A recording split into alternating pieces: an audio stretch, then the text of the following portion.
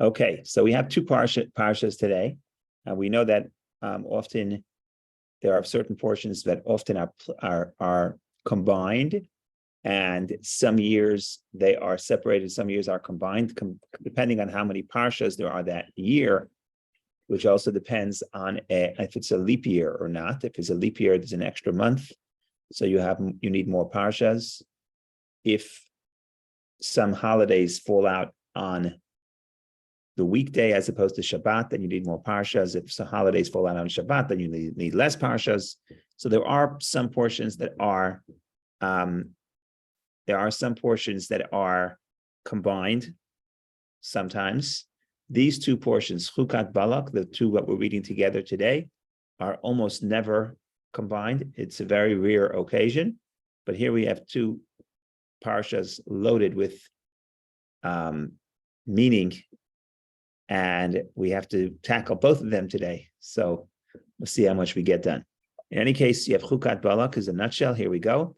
The name of the parsha, Chukat, means statute of the Torah. Chok is a decree, is a law, and is found in Numbers 19, chapter 19, verse 2. The name of the parsha, Balak, the second parsha, refers to Balak, king of Moab, and is found in Numbers chapter 22, verse 2. Okay. So Moses is taught the laws of the red heifer, whose ashes purify a person who has been contaminated by contact with a dead body. So the beginning of the first parsha, you have a lot of discussion about laws of purity and impurity. A lot of those laws don't apply today because we don't have the temple. So all the laws of purity and impurity are not practiced. But of course, symbolism of the laws of purity and impurity are profound, and they have a tremendous amount of lessons to teach us today, especially in a spiritual and psychological perspective. Hopefully we'll get to that. So that's the first two lines, which is the red heifer. After 40 years of journeying through the desert, the people of Israel arrive in the wilderness of Tzin. Miriam dies and the people thirst for water. God tells Moses to speak to a rock and command it to give water. Moses gets angry at the rebellious Israelites and strikes the stone. Water issues forth, but Moses is told by God that neither he nor Aaron will enter the promised land. So that's the sin of Moses hitting the rock instead of speaking to the rock. Very difficult portion to understand. Nobody could figure out why this sin is so terrible and why the consequence is so great that Moses cannot go into the land of Israel. But that's another story. Okay, Aaron dies at Hor Hahar. That's the location, literally the mountain on the mountain, and is succeeded in the high priesthood by his son Eleazar. Venomous snakes attack the Israelite camp after yet another eruption of discontent in which the people speak against God and Moses. God tells Moses to place a brass serpent upon a high pole, and all who will gaze heavenward will be healed.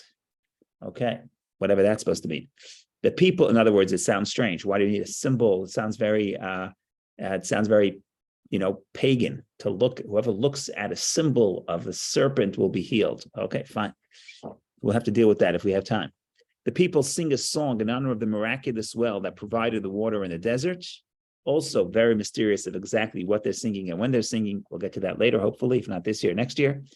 Moses leads the people in battles against the Amorite kings Sichon and Og, who seek to prevent Israel's passage through their territory and conquers their land, which lie east of the Jordan. That's the end of the first portion, but we have double portion this week, so we have a lot more work. So the first conquest east of the Jordan happens in this week's parsha. They conquer a tremendous amount of land east of the Jordan.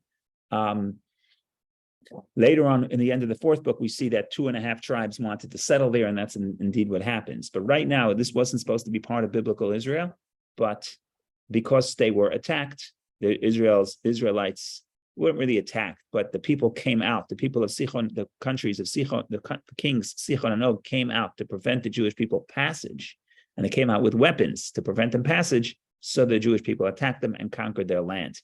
It's very interesting.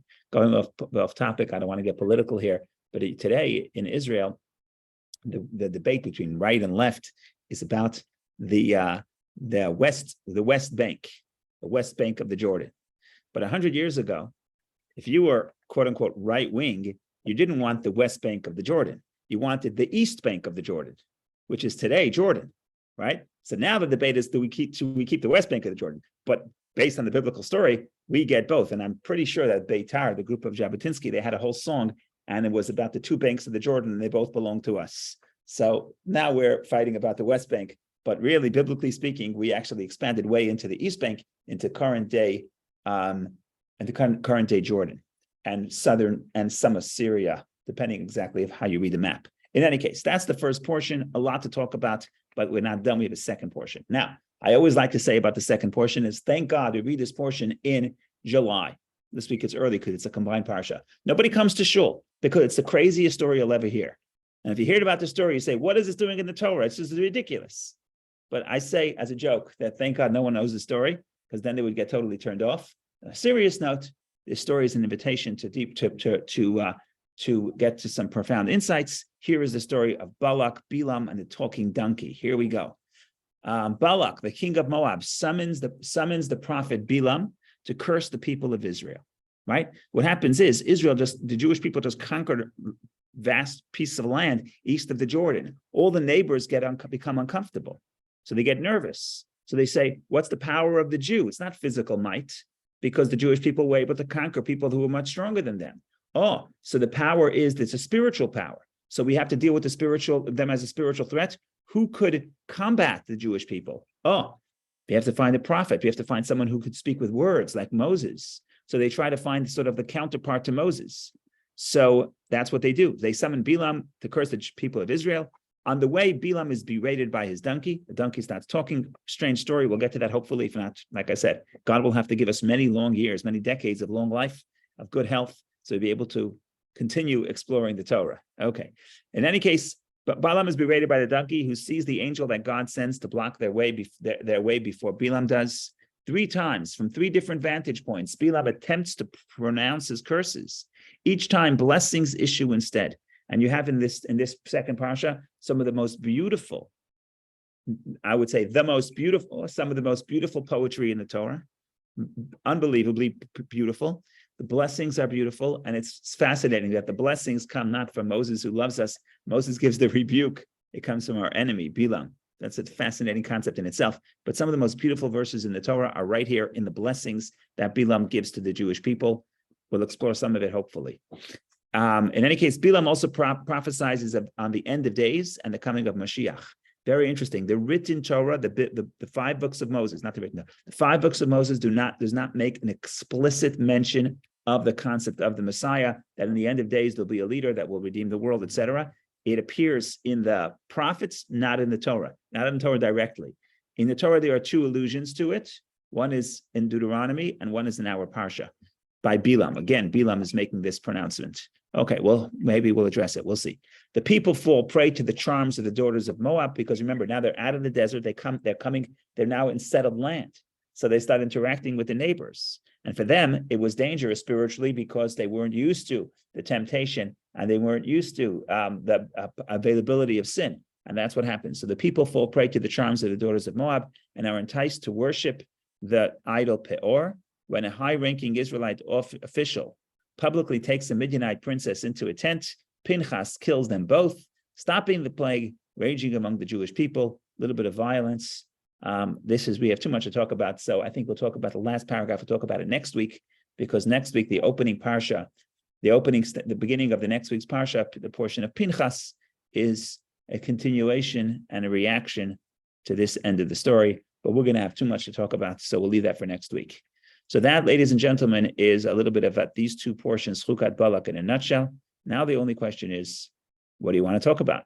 Because we have a lot of places to go. Okay, let's talk with we'll open up the first. I always like to look at least read a verse or 2. We'll open a little bit of the Torah. We'll read a few verses, and we'll see if we can get some insight.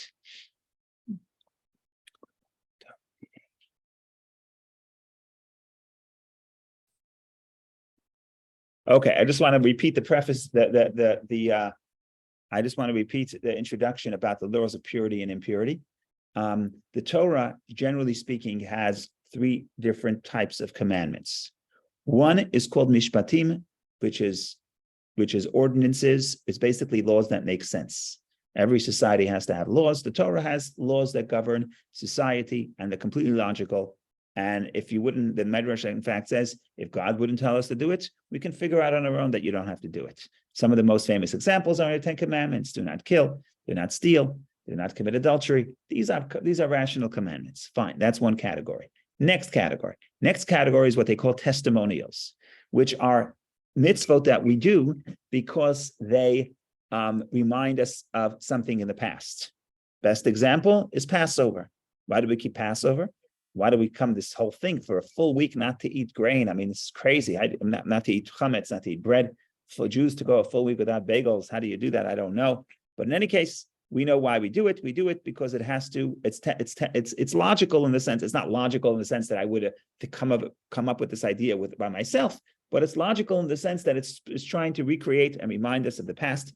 Testimonials, testifying and reminding us of something that happened in the past. Fine, those two we can assimilate and understand. The third category is the most problematic. Third category is what they call chukim, decrees, and these are commandments that the rabbis say if the Torah would not tell us to do so, we would never think of doing so.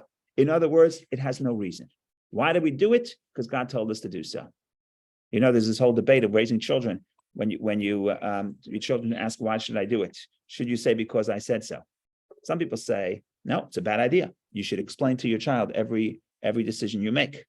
Some people say, that's not healthy. There has to be boundaries. They have to know there's authority and just say, because I said so. Of course, my opinion, to follow the Torah, is both are true. Some things you have to explain, but some things, and at certain times, you don't have a time to explain. I don't have to explain to you why you shouldn't run into the highway, because I said so.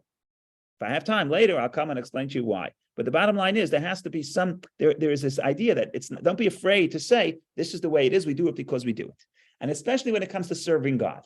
See, the problem is if all the commandments make sense, then essentially we're serving ourselves. Why am I doing it? Because it makes sense to me.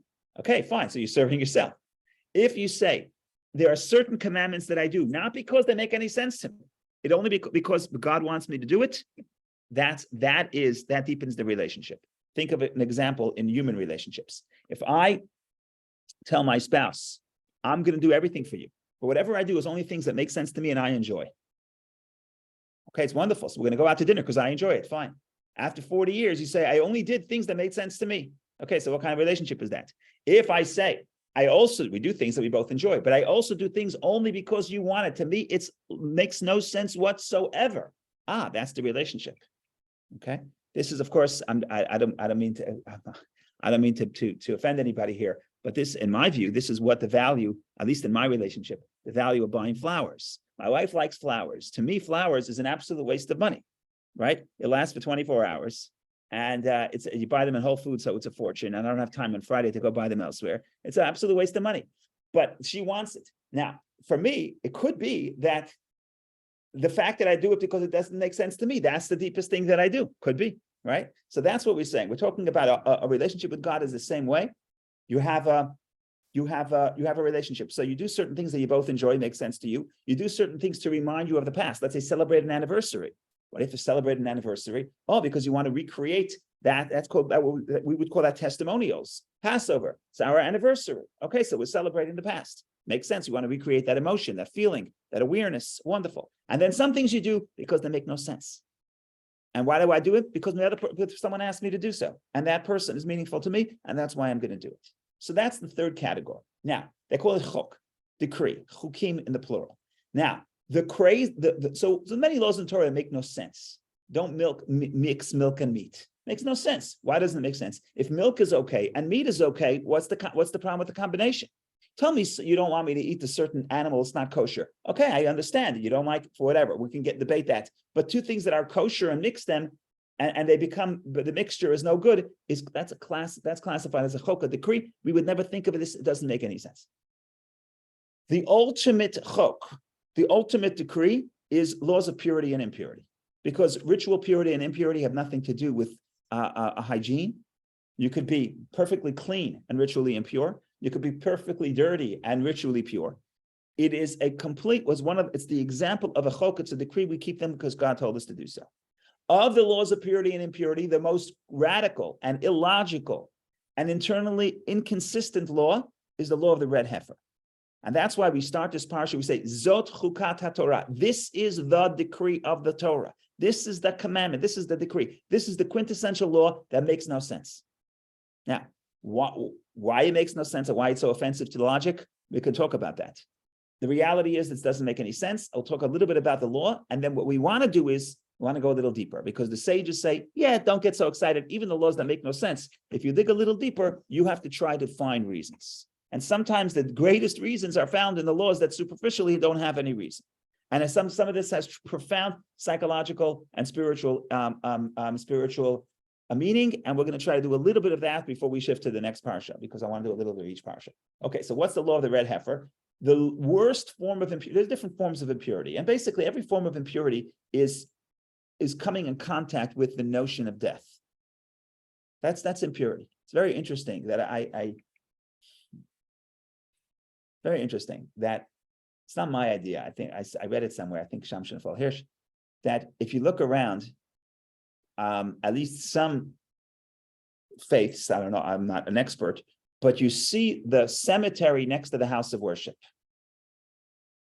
Have you ever seen anything like that? Right? That's what happens. You drive, this is a church or whatever, and right outside is a cemetery.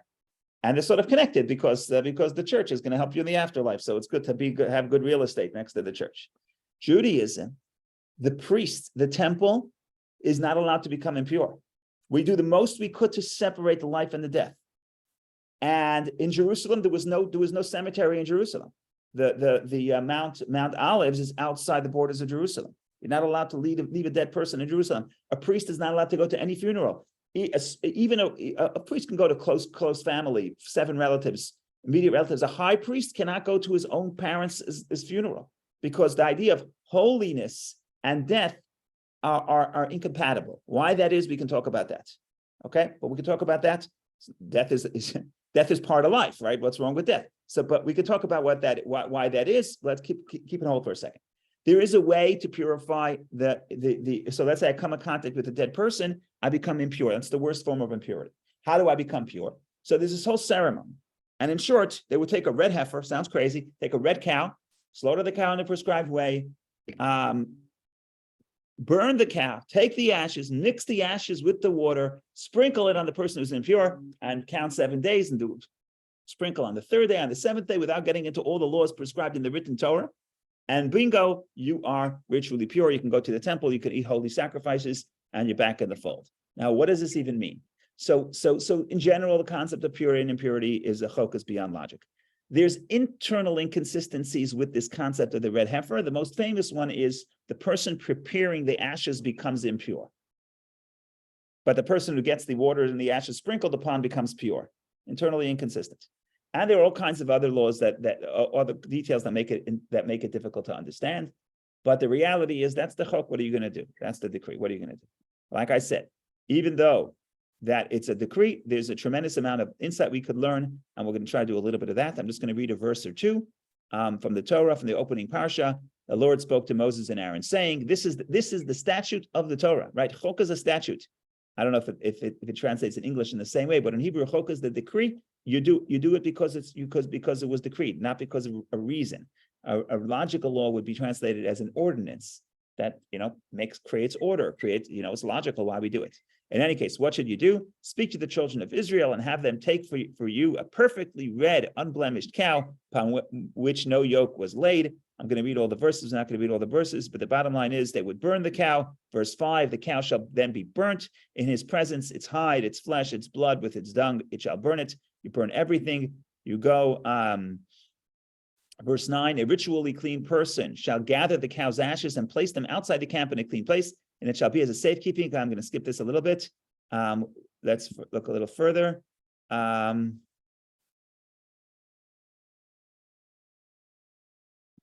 So verse 17, they shall take for the unclean person, meaning for the ritually impure person, from the ashes of the burnt purification offering, and that shall be placed in a vessel filled with spring water. A ritually clean person shall take the hyssop and dip it into the water and sprinkle it on the tent, on the vessels, and on the people who were in it, and on anyone who touched the bone of the slain person, the corpse or the grave, etc. And then they become pure. That's essentially the story. Okay, so what's really happening here? What does this mean? What is the symbolism? What's the meaning to us? We're sitting in 2023. By the way, the reason why traditional Judaism says you're not allowed to go onto the Temple Mountain is because we're all considered ritually impure because we came in contact with either a dead person directly or someone who touched a dead person. And that's why we're not allowed to go to the space of the temple. Now, in the olden days, meaning until the last couple of decades, virtually all Orthodox Jews would not go onto Temple Mountain at all because it's a severe sin to go if you are impure. In the last couple of decades, there are people who say, by doing scholarly work, they say, we know exactly where on the Temple Mount that the temple was. And it was only on a portion of it. So you could go onto the Temple Mountain potentially and not be in the space of the temple, right? So now it becomes a movement of religious people. Some religious people want to go on the Temple Mountain and want to pray there. And that creates its own controversy, both political and other. So we're not, I don't want to take a side on that question, but I just want to say that the laws have a ramification in the sense there's something I would not do. I would not go on the Temple Mountain. I've never been to the Temple Mountain. Even people who go on the Temple Mountain, they wouldn't go to certain areas of the Temple Mountain because that's the temple, that's the space of the temple, and we are considered ritually impure until we get back the red heifer. Every now and then, usually every decade, you open up the newspaper in Israel and they say a new red heifer was born in Israel. It's a big deal. It has to be red, all red, no black hairs, and then everyone talks about it and then they forget about it. So that's just there's a cycle. Every 10 years, this thing happens. Okay, fine. What does this mean to us is the big question. So there are all different kinds of ways of thinking about it. I'm going to give you at least two.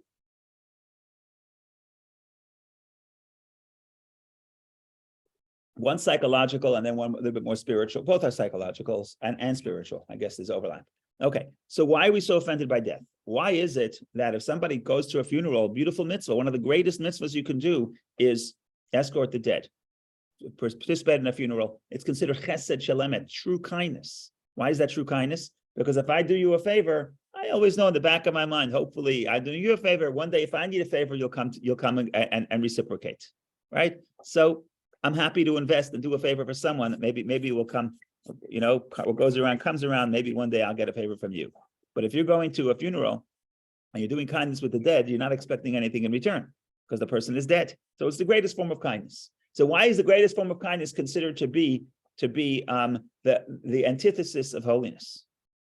So again, there's all different interpretations. I'm giving you one, take it or leave it. I'll give you a second one, and I'll give you one, take it or leave it. The essence of the Torah. What is the Torah's overarching message?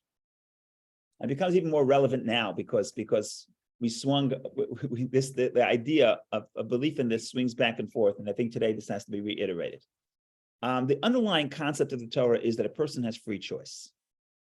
Because if there's no free choice, there's no morality. In other words, if you can tell me that I am controlled or predetermined by either my genetics or my environment or whatever it is, and I do not have any choice to decide to do the right thing, make a moral choice, then there's no point to the Torah. Why would God tell me not to kill if I do not have the ability to make a decision whether or not I want to kill, right?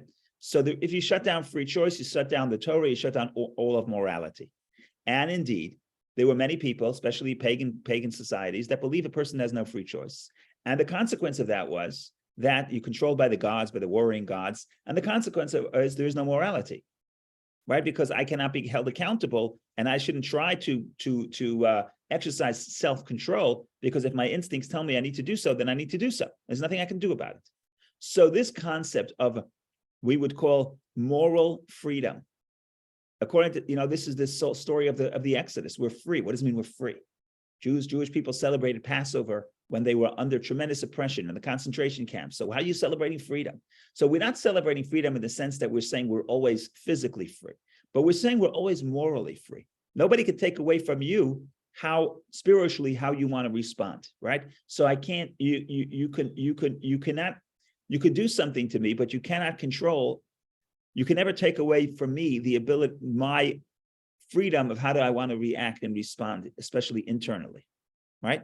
So the freedom of the idea that people are free is a very critically important premise in the Torah. Correct me if I'm wrong. We have a doctor here, but I think today the idea of free choice is under attack. by academia, because they're saying, well, we're much more controlled by matters that we don't, that are genetics and others.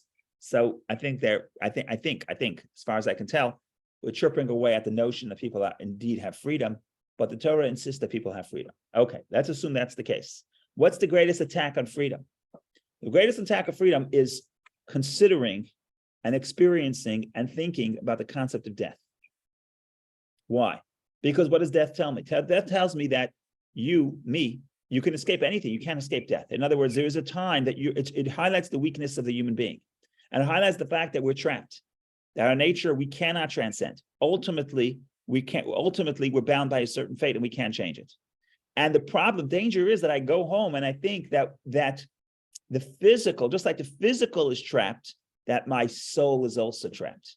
That morally I'm trapped and I'm predetermined and I'm going in one direction and I can't change directions. And that's the greatest danger. And that's why I have to go through a whole process. Sometimes it takes 7 days. It takes a minimum of 7 days to purify myself from this spiritual danger. Again, death is not bad. Death is the way of life.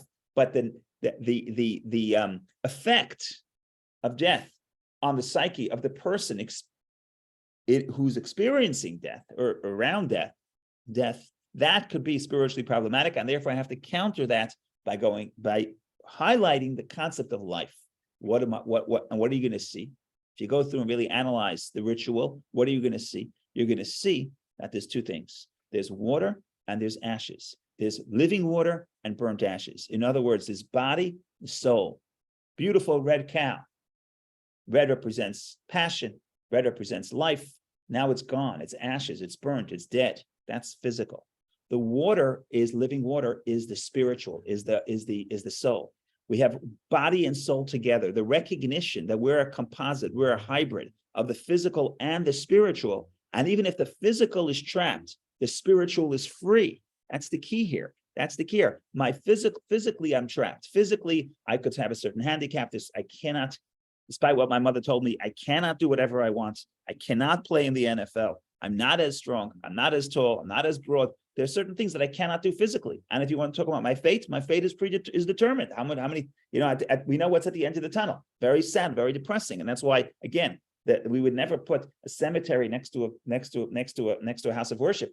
Spirituality is joy, is happiness, is transcendence. And immortality does the opposite to a person.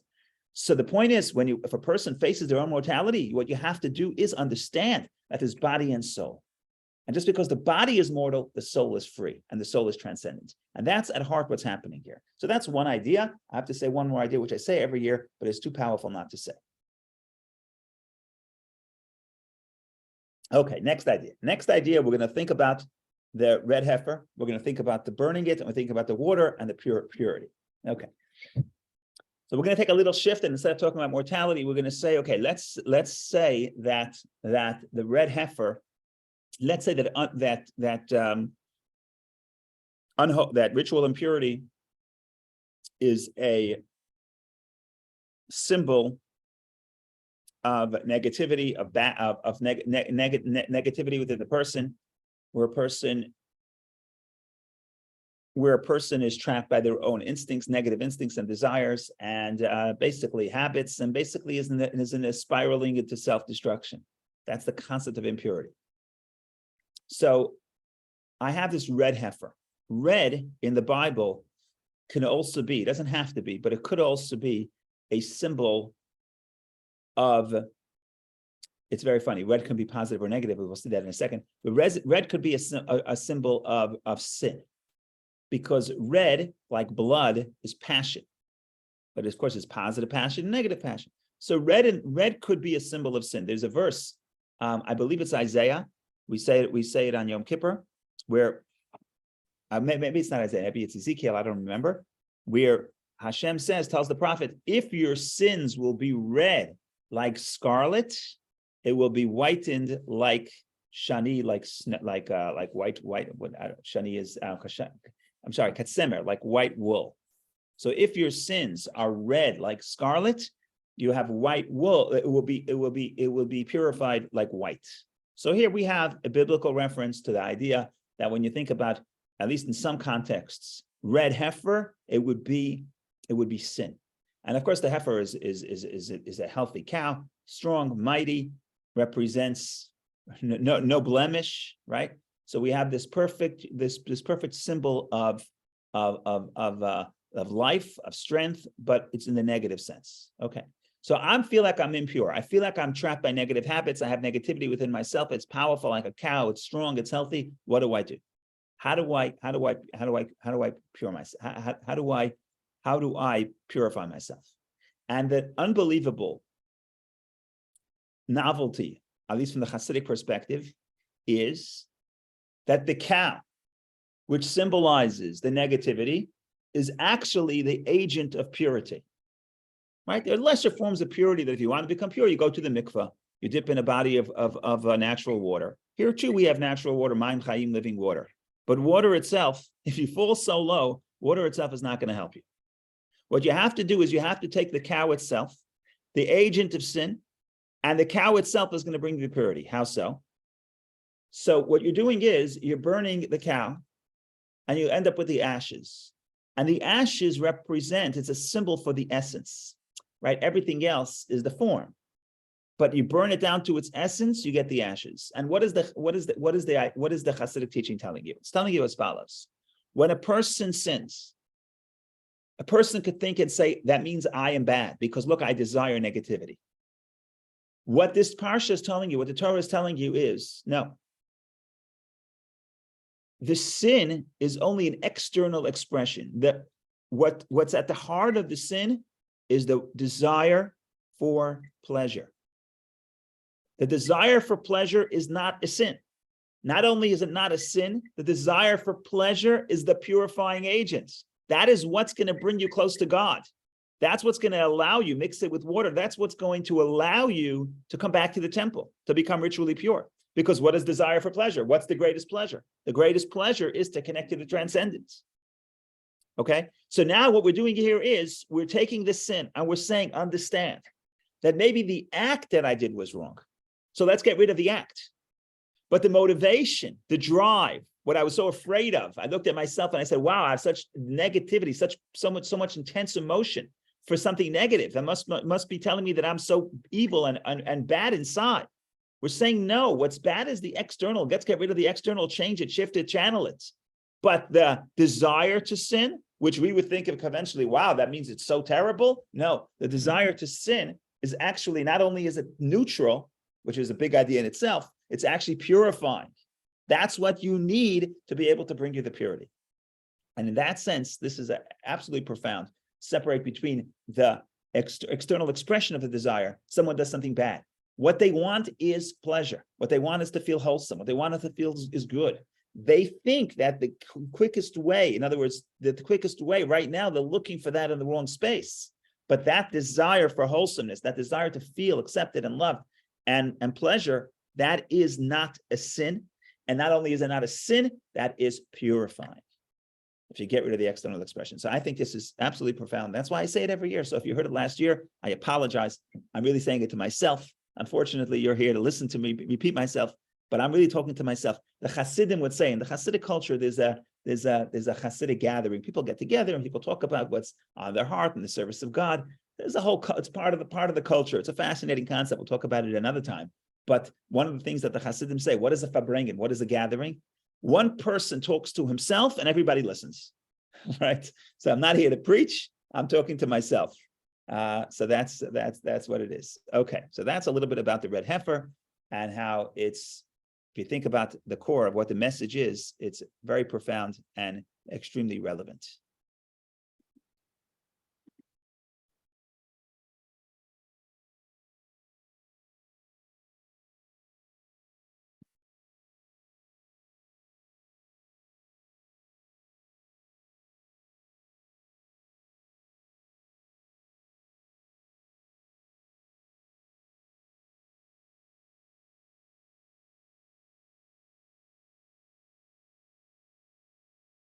Okay, I think we should go now. There's a lot to talk about. Like I said, there's two parshas that are absolutely packed with content, but I think we should go to the second parsha because we just want to give it a little bit of attention.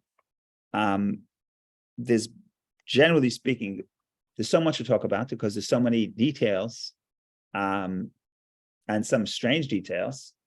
So we have to address that too. So if anyone has any specific questions we could talk about, please raise them. And don't be shy.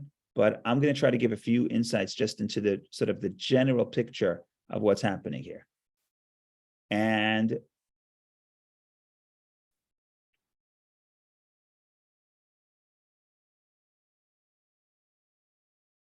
general picture. Okay, the first question you have about the second parsha is that it doesn't really belong in the Torah.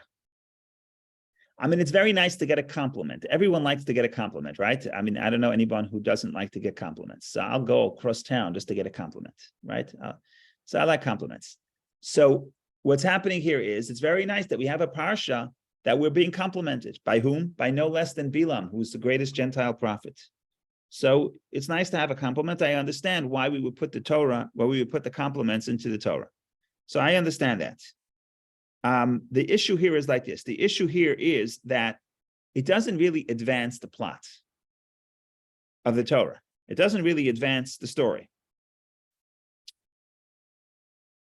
In the sense that the Jewish people are at the Jordan River.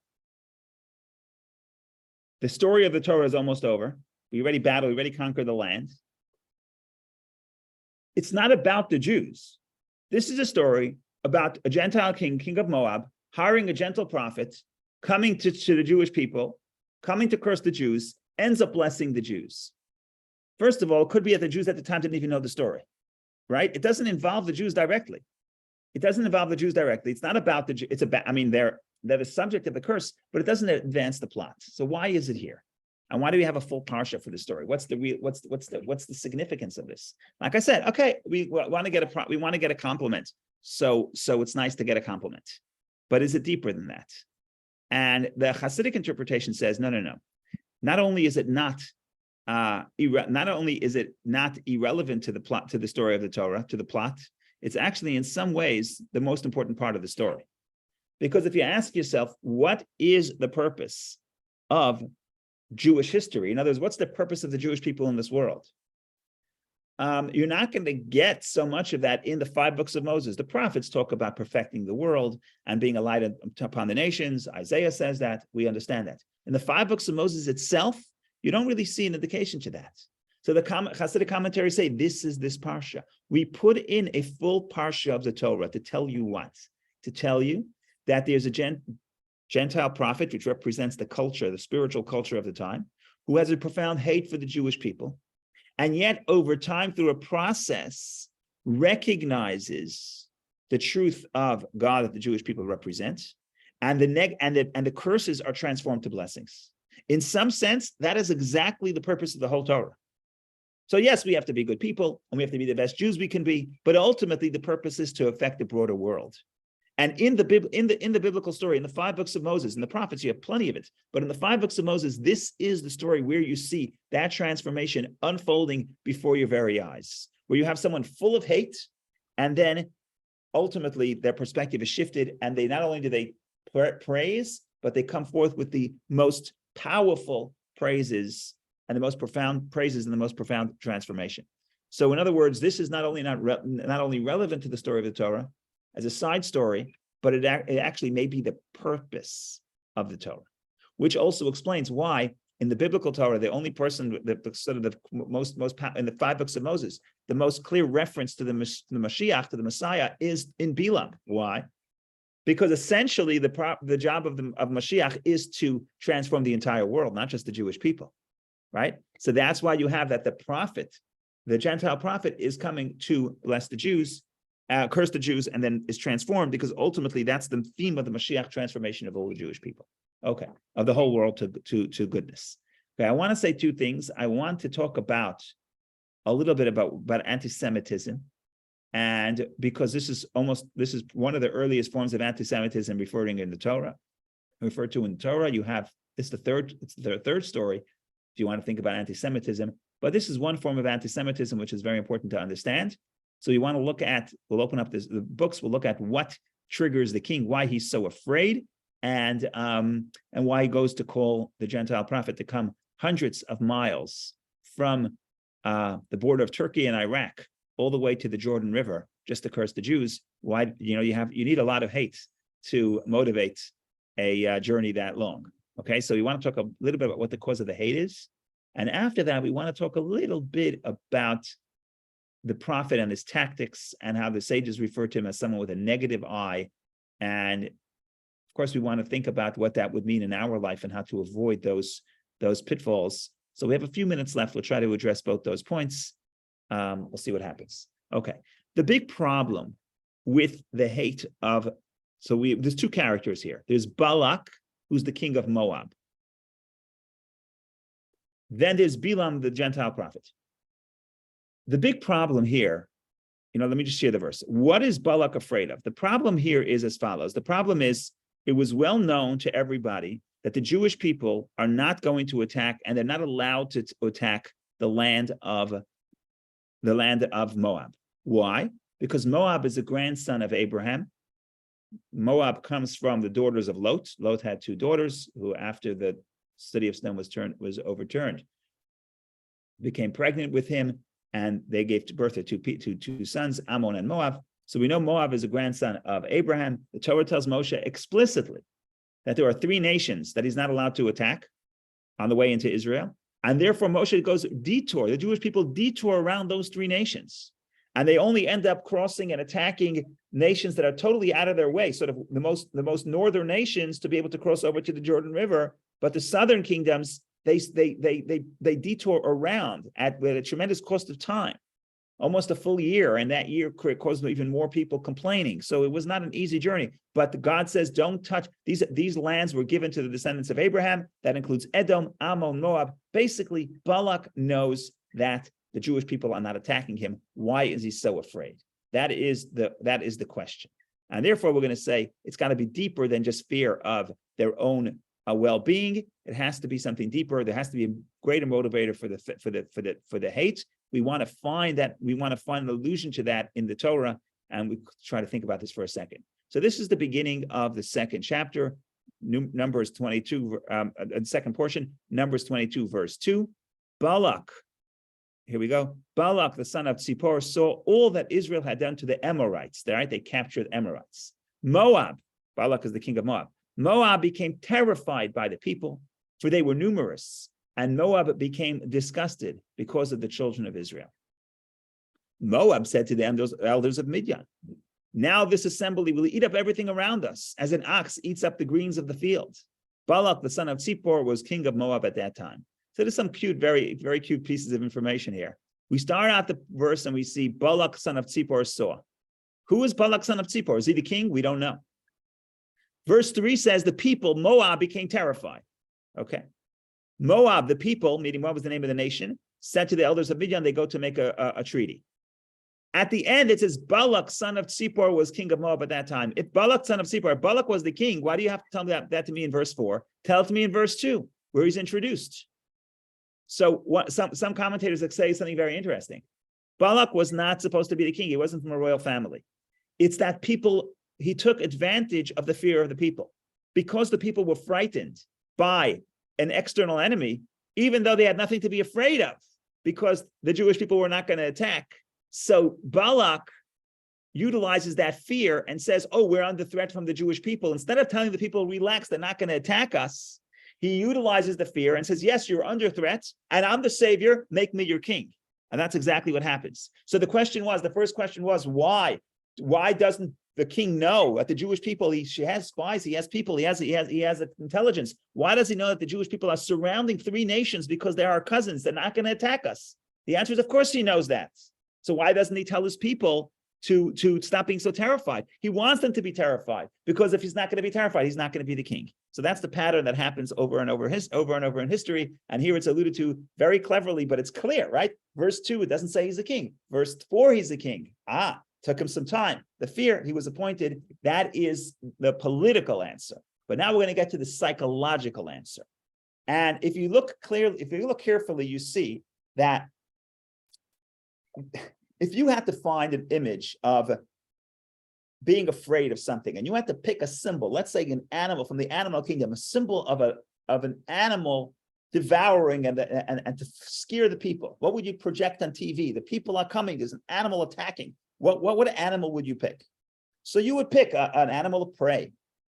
To your favorite animal of prey. I don't know what you like. Go to Africa, go to the safari, pick your favorite animal of prey. The image that the elders of Moab pick is actually surprising in how peaceful the image is.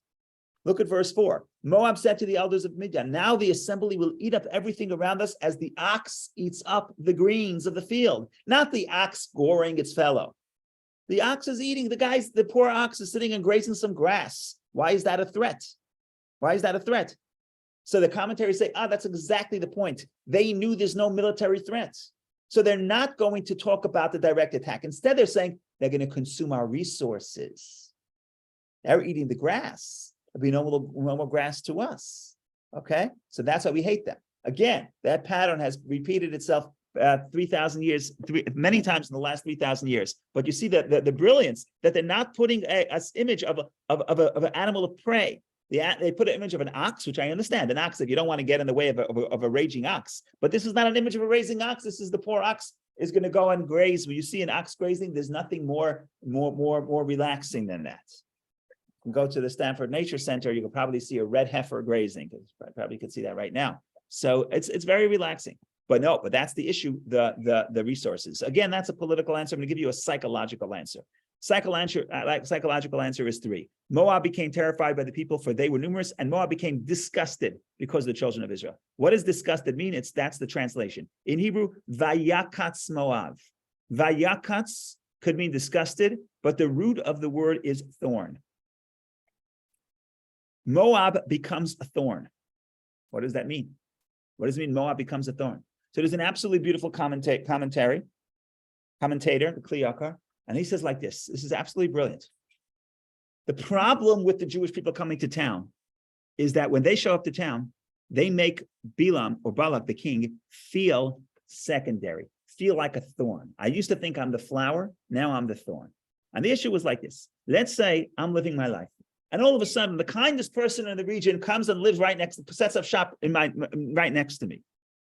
I thought I'm a good person. He's here. Now I'm under threat. Someone does something better than me. I'm a nothing. I'm a thorn. And it could be kindness. It could be I'm a good musician. And then the world's greatest musician comes and sits next to me.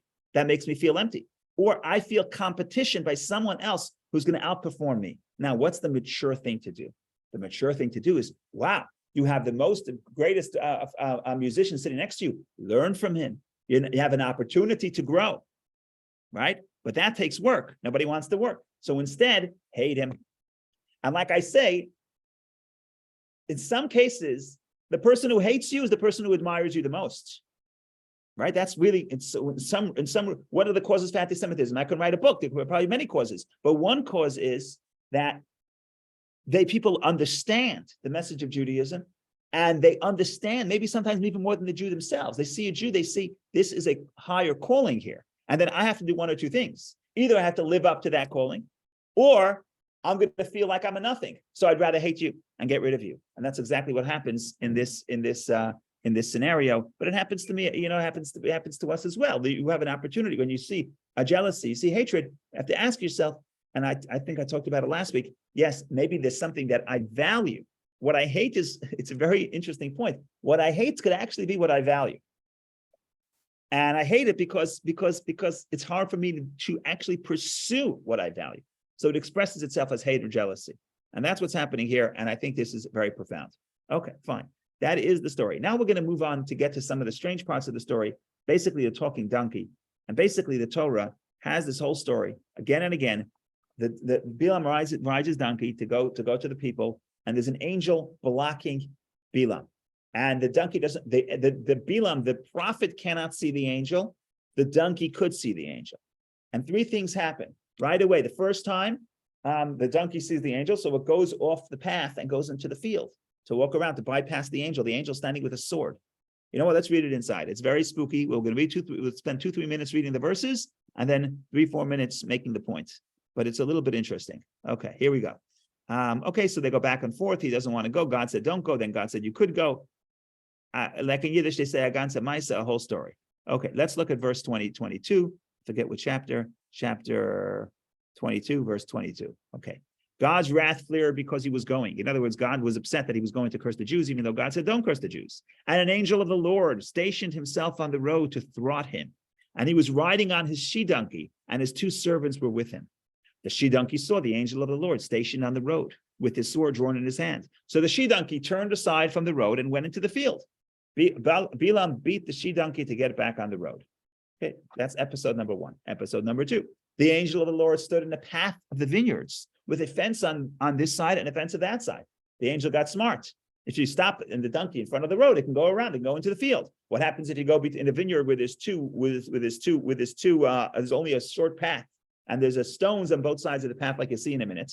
You stand in the middle, the donkey can't go anywhere. That's what happened. The she-donkey saw the angel of the Lord, and she was pressed against the wall. She pressed Bilam's leg against the wall, and he beat her again, because she doesn't understand, why is the donkey going to the wall and scratching my leg against the wall? The angel of the Lord continued going ahead, and he stood in a narrow place where there was no room to turn right or left. Boom, stuck. Finally, after 3 tries, the angel gets what he wants.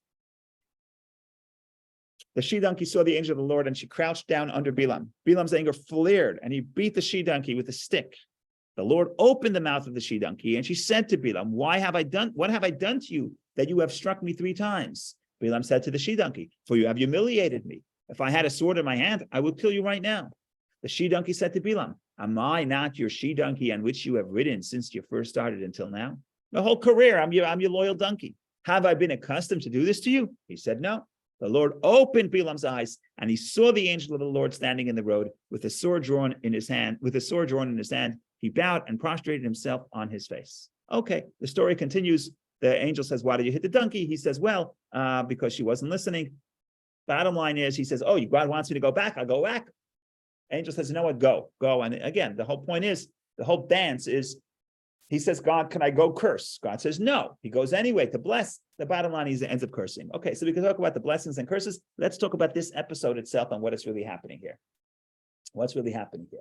So, obviously, you don't have to take the story literally. In other words, it doesn't have to mean that Bilam's donkey actually spoke. It doesn't have to mean that. It could mean that. It doesn't have to mean that. There are many commentators that say that this is happening in Bilam's mind. When the conversation with the donkey, he's telling himself, what message is the donkey telling me? Okay.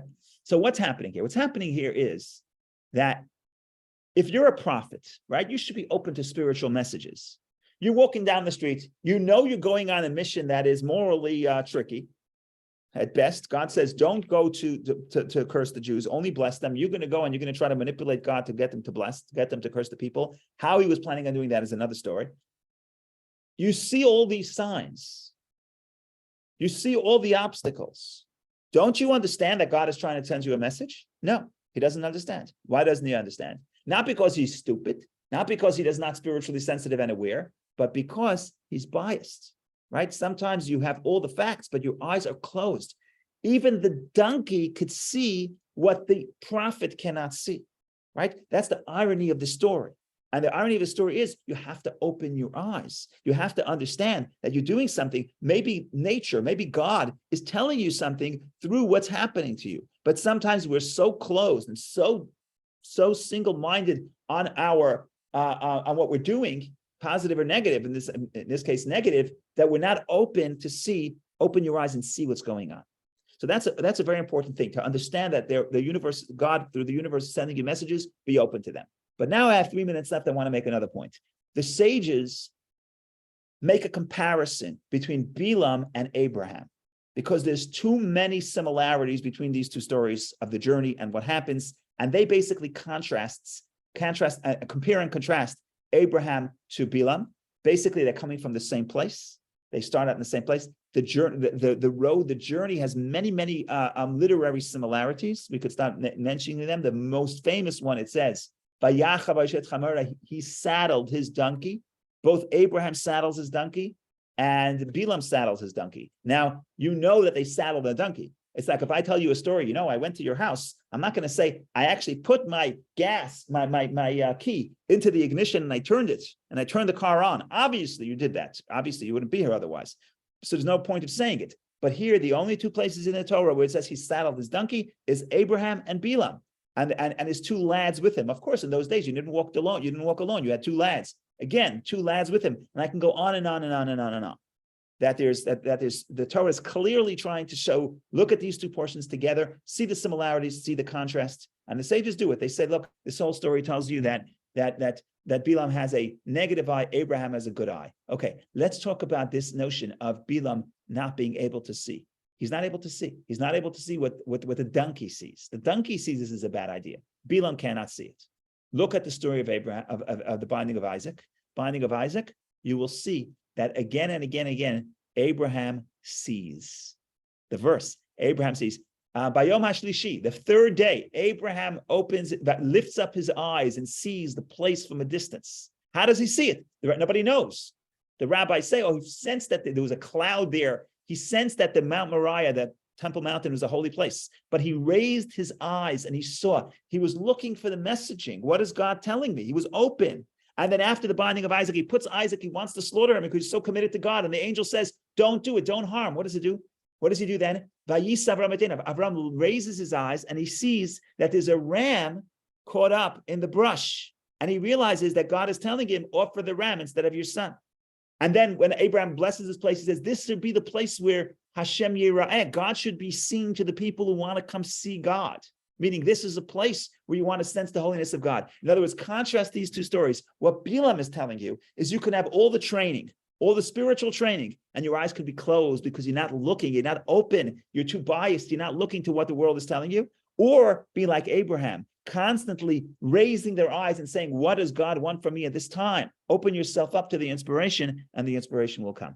So again, there's so much to say about these two parshas. I feel like I completely did not do, of course, we're touching the surface of some of the concepts. Wonderful day. Hope to see everybody in good health.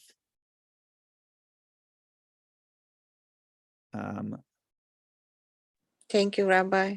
Thank you. Thank you, everybody. A wonderful day. Thank you. Toda rabah.